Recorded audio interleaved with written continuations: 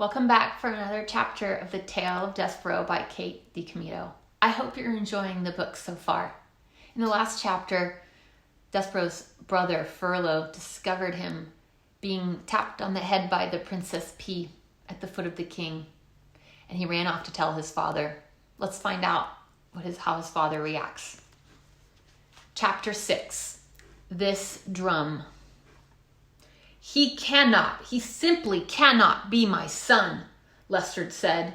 He clutched his whiskers with his paws and shook his head from side to side in despair.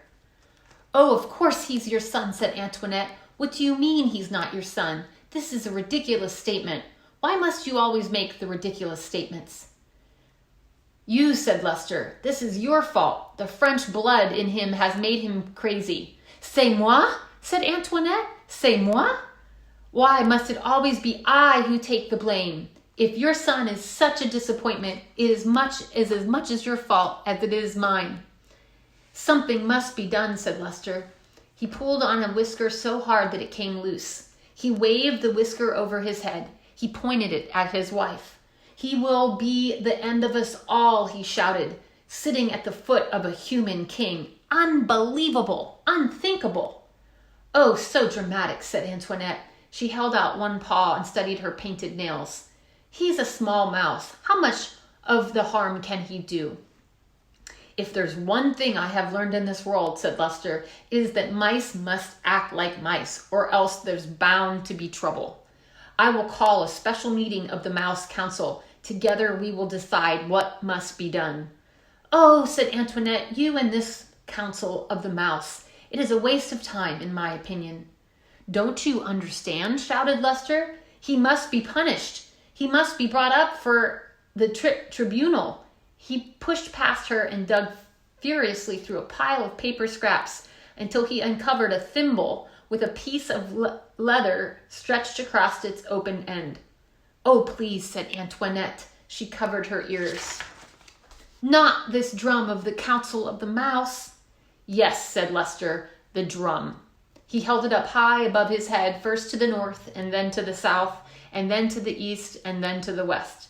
He lowered it and turned his back to his wife and closed his eyes and took a deep breath and began to beat the drum slowly.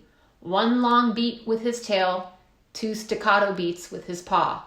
Boom, ta-tat-tat. Boom, ta-tat-tat.